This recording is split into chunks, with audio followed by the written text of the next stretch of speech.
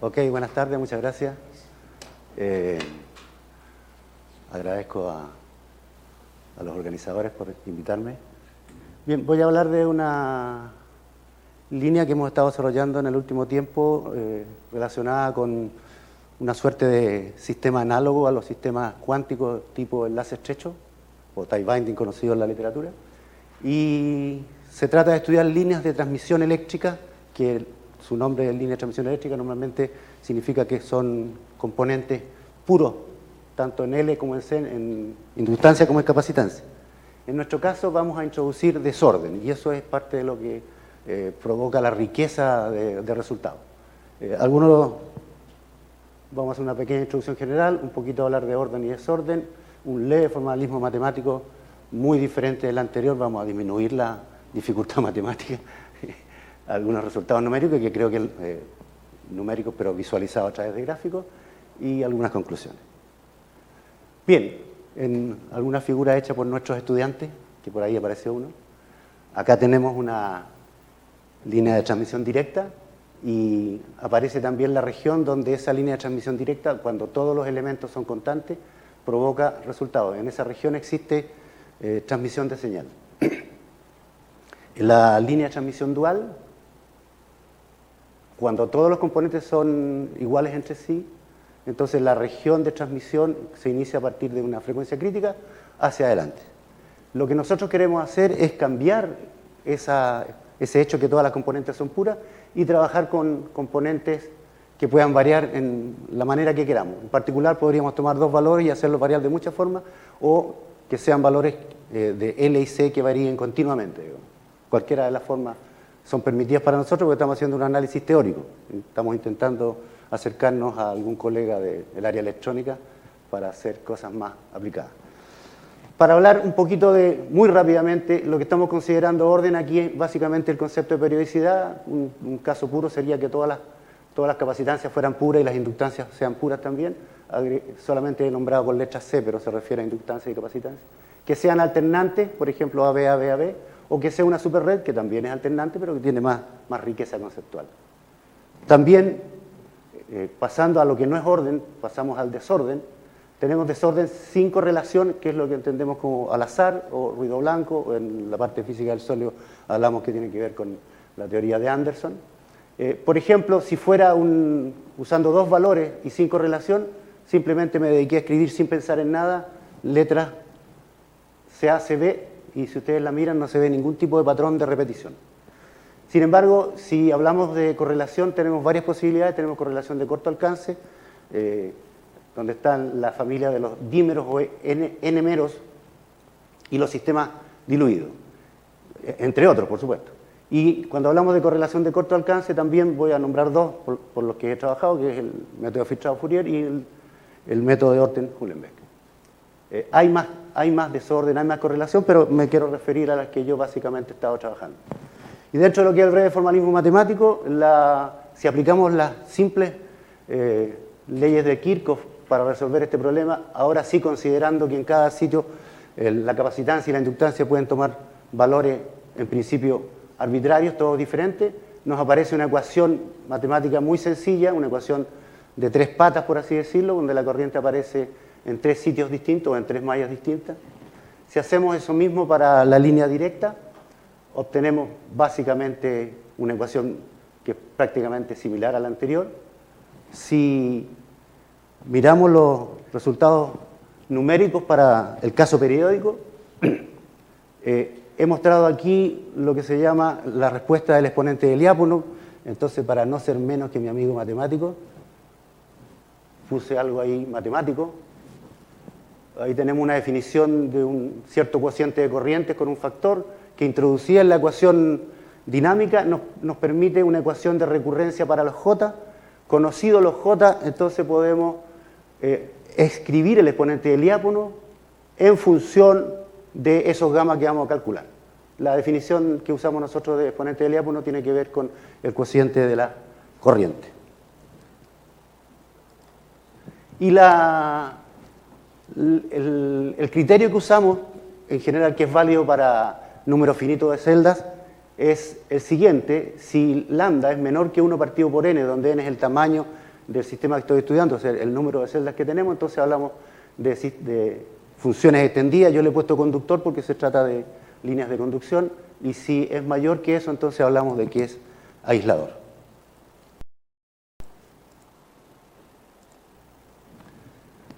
Bien, entonces el exponente de diápono cuando es menor que 1 partido por n, en este caso tenemos la línea pura y nos da exactamente lo que habíamos dicho, que a partir de un cierto crítico en adelante existe transmisión.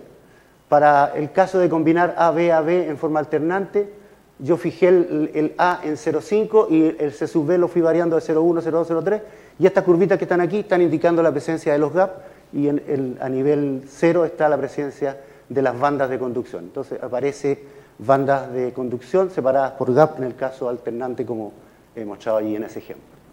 Si elijo la distribución de valores, ya sea alternante o no, usando una distribución absolutamente al azar, donde no haya correlación entre la aparición de los valores, entonces el exponente del diápono se presenta de esta forma, y la línea 1 partido por n que está punteada allí está muy por abajo, y por lo tanto el lambda es mayor que 1 partido por n, y entonces está en el estado absolutamente aislante, que es lo que coincide con la teoría de Anderson.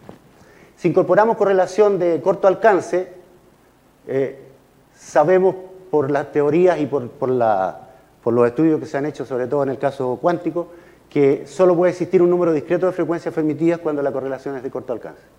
En este ejemplo, lo que hicimos, las bolitas de colores representan valores obtenidos al azar en un cierto conjunto, no me importa cuál sea, con correlación, sin correlación, como quisiéramos, pero en particular lo puse aquí al azar para enfatizar el fenómeno.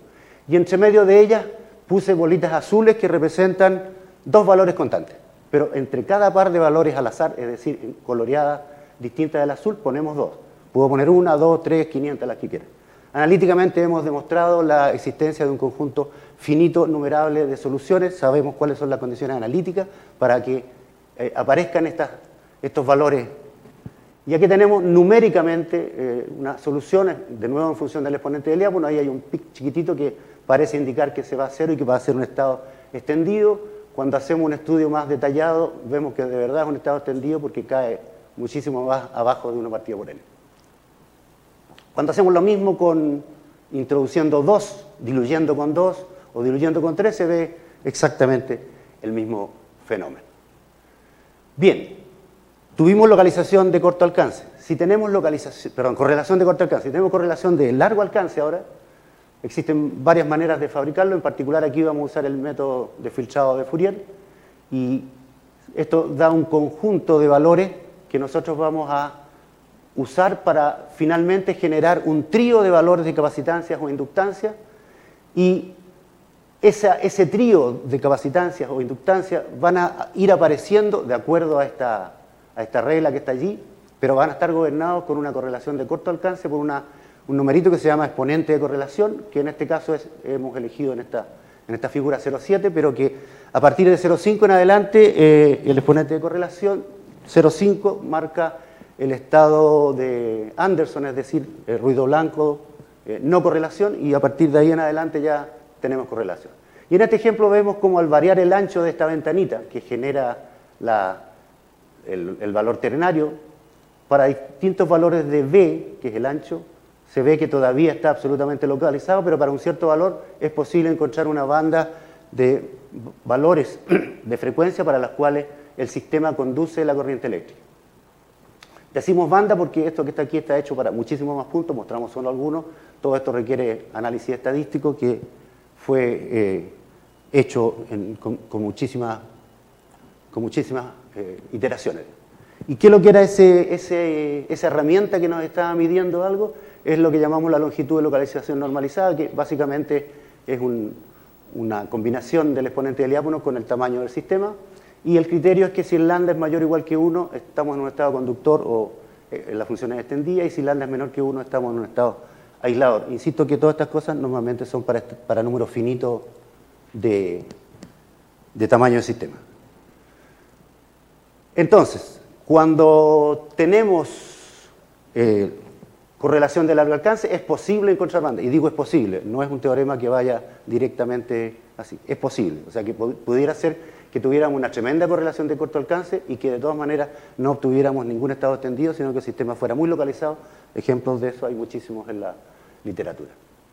Bien, voy a hacer en la última parte de la charla énfasis en los resultados más recientes que hemos obtenido y vamos a hablar de lo que está ocurriendo con la distribución de tipo cuasi periódica, que es Fibonacci, y una distribución de tipo aperiódica que hemos estado estudiando, que es la Tube-Morse generalizada. Las reglas para fabricarla matemáticamente son de otra manera, pero usamos la regla de inflación porque no es muy fácil ver que si yo tengo un elemento A lo transformo en AB, si tengo un B lo transformo en A, y uno empieza a repetir este proceso, esta regla de inflación, y puede generar sistemas del tamaño que quiera, digamos, siguiendo la regla de inflación. Lo mismo para el Tube-Morse generalizado, y uno de los conjuntos más usados en la literatura científica del área cuántica, por lo menos, es el sistema Tube-Morse, y en este M-tuple nosotros hemos generalizado, no nosotros, en la literatura está generalizado este sistema, y vemos que para m igual a 2 recuperamos el Tube-Morse original, digamos. Bien, ya empezamos aquí casi con todos los resultados. Hemos tomado un LA 1,6 y hemos probado a ver qué pasa con distintos valores de LB. Tenemos dos de ellos usando una distribución cuasi periódica. Obtenemos el lambda, vemos que la línea punteada marca el 1, valores mayores que 1 cuando es muy distinto de ellos, hay muy poquito, y en la medida en que son bastante más parecidos, hay bastantes más estados extendidos, entre medio por supuesto hay estados localizados y gap. El cuento es que si LB fuera exactamente igual a 1,6, entonces esto sería un sistema absolutamente periódico, porque todos serían iguales. No es el caso, queremos enfatizar la ausencia de periodicidad. ¿Qué pasa si estudiamos otros indicadores que son muy típicos de la mecánica cuántica aplicados a este sistema clásico? Y en este caso estamos estudiando las llamadas entropías de Regge, y las voy a mostrar en un segundo. Aquí he mostrado la R1, la R2 y R3 en colores negra, rojo y verde. Y aparece una cosa bastante interesante. El primer dibujo está entre 0 y 3,5. Si yo tomo un sectorcito que va entre 1 y 1,5 y sin hacer nada, simplemente lo copio al lado, veo que tiene este comportamiento. Si yo tomo la segunda banda, esta es la primera, tomo la segunda banda, la tomo y la dibujo, se ve exactamente igual que la anterior.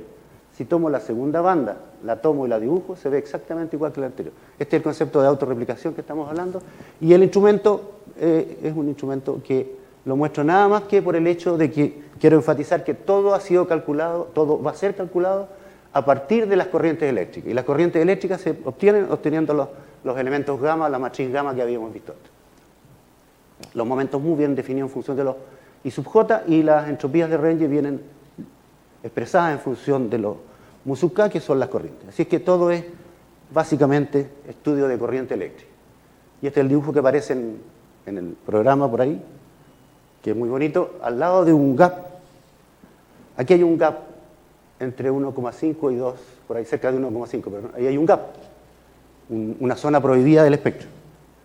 Y en el lado derecho del gap nos asomamos al gap y encontramos que por ahí hay estados localizados, y en la medida que vamos creciendo nuestra frecuencia, nos vamos saliendo del gap cada vez más, se empieza poco a poco a deslocalizar la función. En vez de ser totalmente localizada, empieza a deslocalizarse, cada vez está teniendo mayor participación en toda la cadena, finalmente ya prácticamente está deslocalizada, y encontramos, en este caso, funciones absolutamente deslocalizadas, apenas nos corremos un poquito más.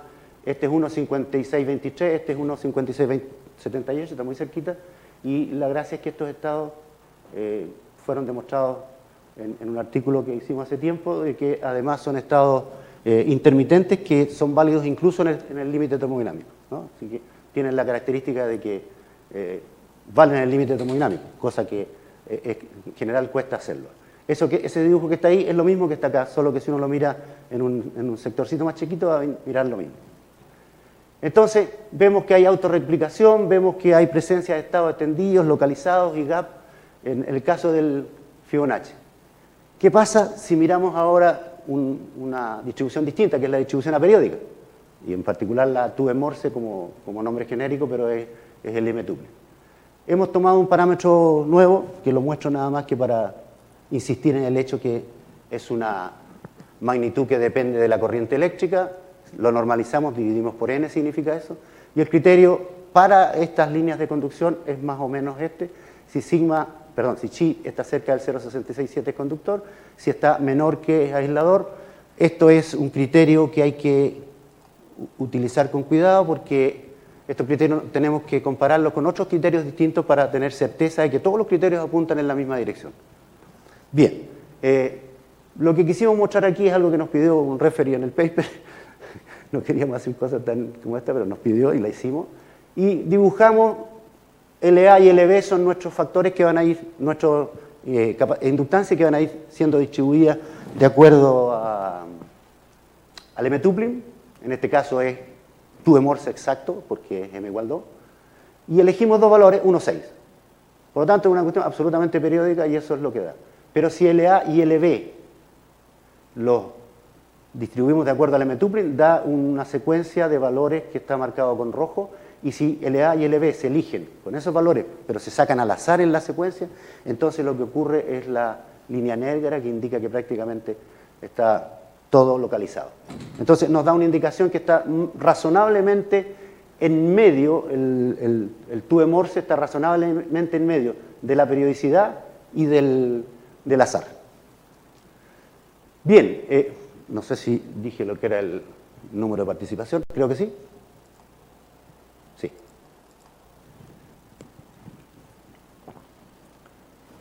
Aquí tomamos ya la familia M-tupling completa en el sentido que barrimos sobre algunos valores de M. M igual 2 en nuestro 2 Morse usual. Pasamos a la familia M igual 3 pensando que iba a haber una pequeña variación y nos ocurrió esta tremenda variación. Estar más cerca de la línea punteada significa, en primera idea, en primera aproximación, que esos estados son extendidos o que conduce la corriente eléctrica. Estar muy lejos significa que dejó de estar extendido, o sea, una gran cantidad de estados que estaban extendidos dejó de serlo solo por cambiar de M igual 2 a 3. Al pasar a M igual 5 vemos que se empiezan a recuperar los estados que se aproximan a la línea continua, que es el 0,667, y cuando estamos en 9, en M igual 9 me refiero, de nuevo estamos bastante más parecidos, hay mucho mayor cantidad de estados cercanos a la línea 0,667, que es la que nos dice que el elemento es conductor o está en estado extendido. Por supuesto que también hay estados, una enorme cantidad de estados localizados y estados y gap entre medio, pero queríamos mostrar globalmente. Entonces, esto es muy interesante porque esta familia nunca había sido estudiada en esta forma y hemos descubierto que es muy robusta ante varios cambios que se pueden hacer.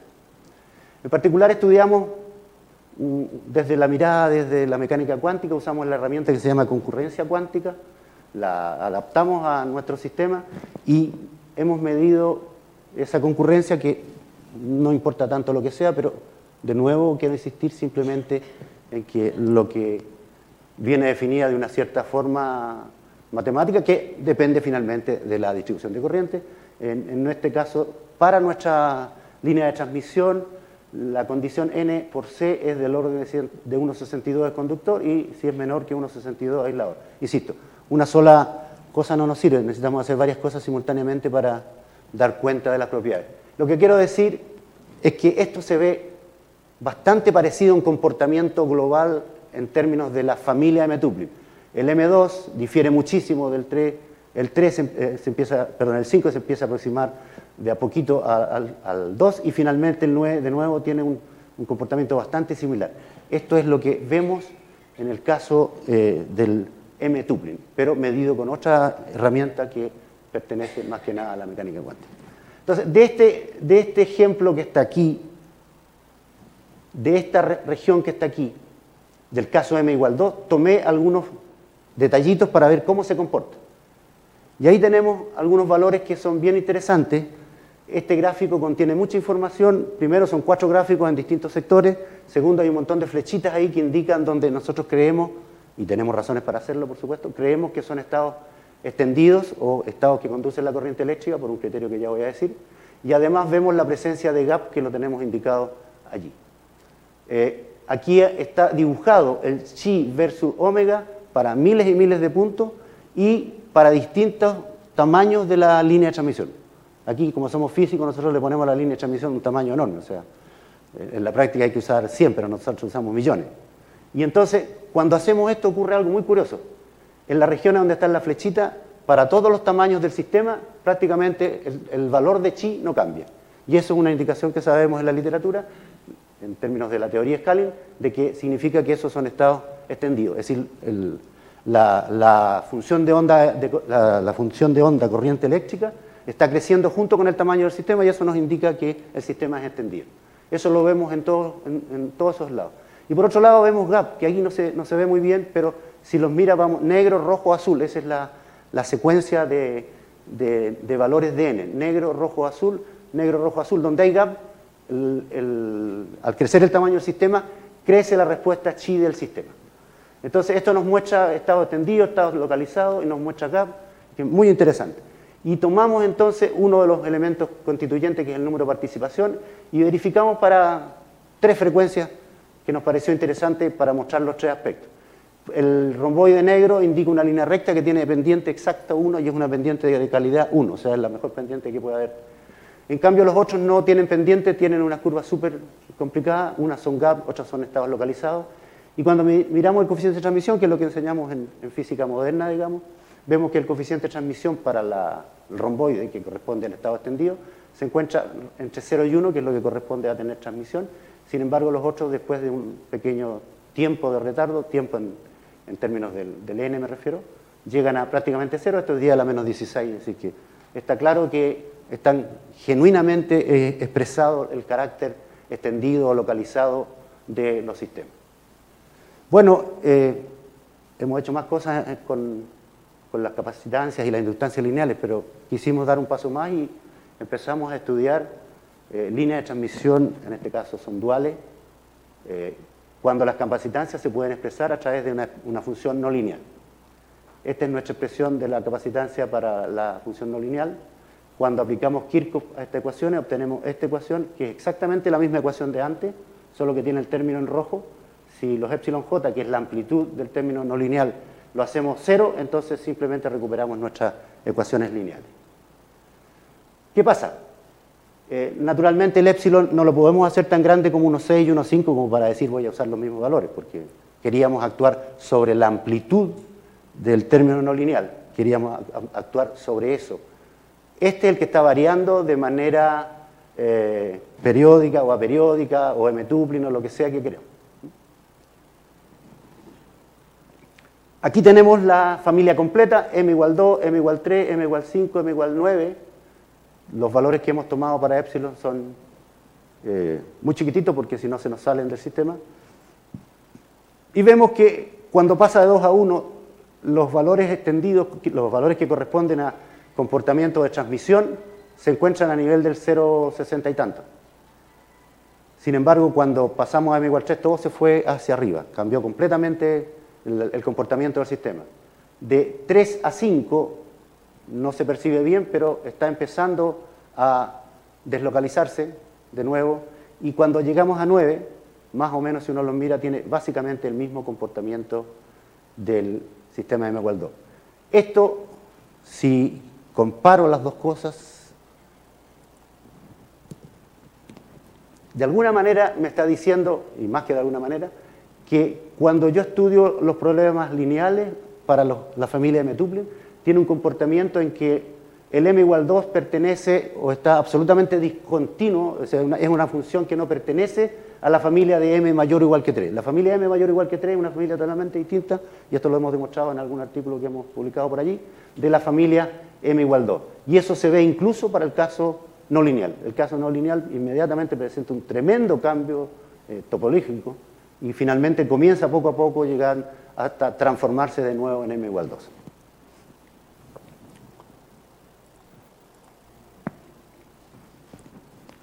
Bien, hemos hecho muchas cosas más, pero habían 20 minutos.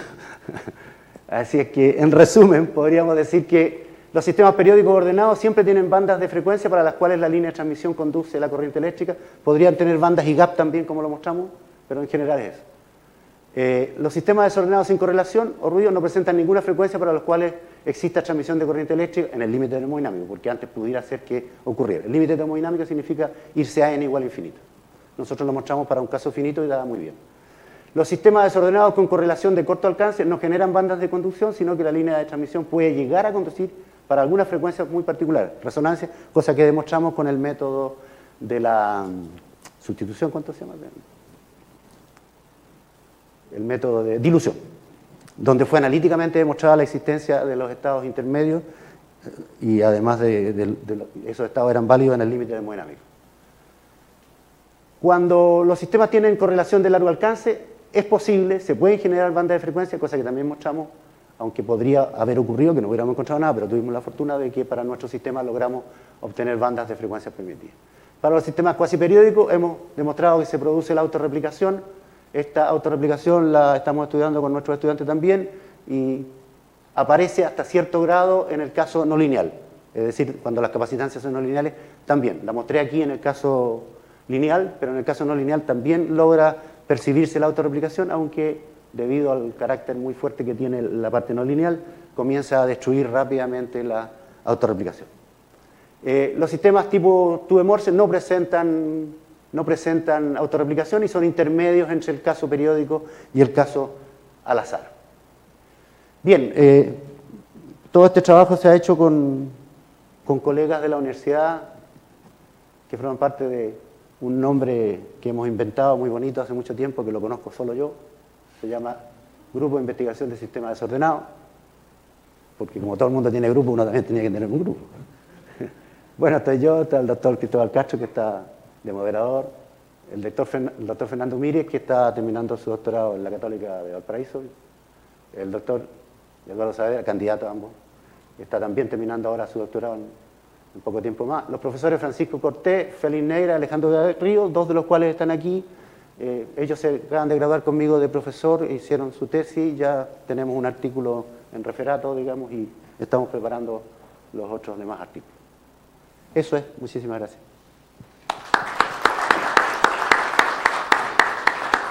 Muchas gracias, Edmundo. ¿Alguna pregunta del público? Por favor.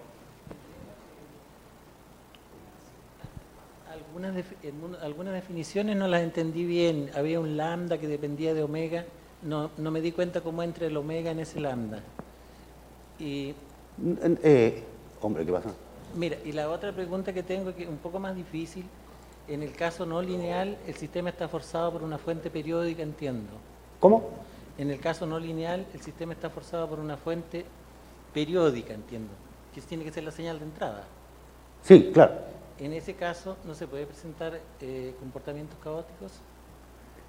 Si hay forzamiento externo, sí puede presentarse comportamiento caótico.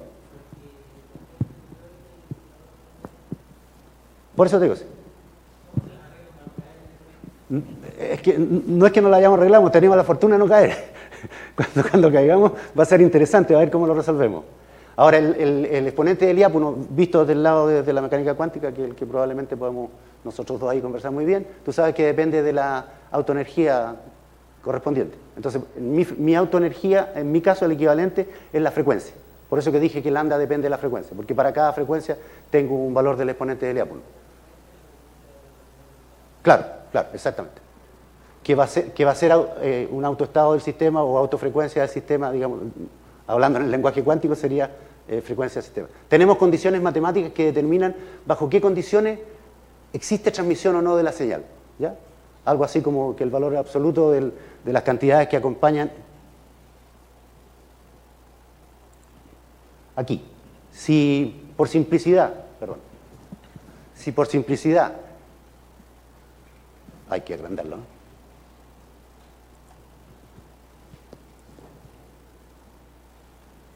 ¿Qué hice? Hombre, si por simplicidad asumo que los C sub J son constantes, solamente por simplicidad, ¿ya? Entonces, el valor absoluto de esto que está aquí, de esta cantidad que sobrevive, es menor o igual que 2 en la condición que exigimos para que la frecuencia pertenezca al espectro de frecuencias permitidas. Es exactamente la misma condición que tenemos en mecánica cuántica para los sistemas con desorden diagonal. Lo curioso de nuestro sistema es que cuando hay desorden en los LJ, el desorden es diagonal, pero cuando hay desorden en los C sub J, hay desorden en la parte diagonal y en la no diagonal. Eso le cambia un poco el carácter al sistema y lo hace en algunos aspectos diferente del sistema tie binding. Ahora, estos sistemas se han usado muchísimo en sistemas para probar algunos aspectos de la mecánica cuántica, porque tienen la sencillez de la matemática y la parte experimental, que es muy sencilla en comparación con la dificultad que tendría hacer eso mismo en la parte cuántica. ¿Alguna pregunta de los alumnos?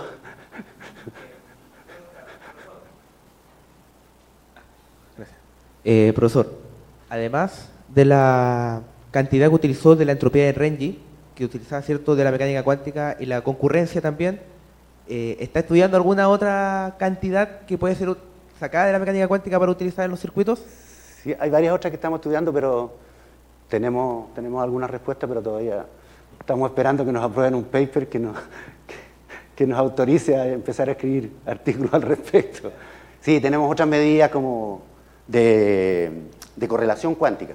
Las medidas de correlación cuántica tenemos una que es la concurrencia, que está asociada al entanglement, y tenemos otras asociadas que son diferentes del entanglement, y por ejemplo sería el quantum discord, la negatividad cuántica. Hay una zoología de funciones matemáticas que podemos calcular, las hemos calculado. De hecho, algunas tienen un tiempo de cálculo extremadamente largo. Gracias a Cristóbal hemos logrado disminuir tiempos de 9 días para 15 puntos a 16 horas, y además ahora tenemos conexión con el computador de la Universidad de Chile, un supercomputador, así que también ahí vamos a lograr tiempos mucho más pequeños. Y además lo otro, que lo comenté al pasar, pero ahora veo a mi colega ahí, con un colega del Departamento de Electrónica, Lorenzo Vázquez, estamos intentando ver cómo conectamos estas cosas con el mundo real, porque nosotros hacemos teoría. Tomamos un sistema real, lo pasamos al mundo maravilloso de Mills y Papp, lo resolvemos allí y allí nos quedamos. Queremos volver al mundo de verdad, digamos. Claro, entonces vamos a comprar un montón de estas cosas y las vamos a poner en protoboard, y ya ellos han estado trabajando ya, y por lo menos hay indicios que la cosa anda bastante bien, digamos. Así que estamos muy contentos porque además nos permite ir abriendo el grupo de trabajo, digamos, y pasar a otros ámbitos que no son muy ajenos, por lo menos a mí, que soy súper teórico. Bien, ¿alguna otra pregunta? Christopher. Buenas tardes. Yo quería consultar respecto al modelo no lineal. ¿Por qué eligió solamente no linealidad de grado 2? ¿Es como analogía, por ejemplo, cuando uno estudia... Sí. Es el primer elemento no lineal. ¿Es por eso? Sí, pero además cuando tú eliges ese primer elemento no lineal, es la mayoría de los modelos, la ecuación de Schrödinger no lineal usa básicamente la misma. Sí, porque eso me iba a decir que era como análogo a... Es exactamente, la ecuación es idéntica, y la ecuación que tenemos nosotros, te digo, es absolutamente idéntica al time binding.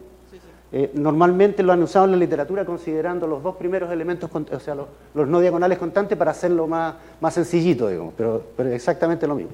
Entonces, fuimos guiados por eso, digamos, tomamos la expansión en serio de una tangente hiperbólica, eso fue lo que hicimos, la tangente hiperbólica, que es la función más complicada, y dejamos el primer término, es todo lo que hicimos.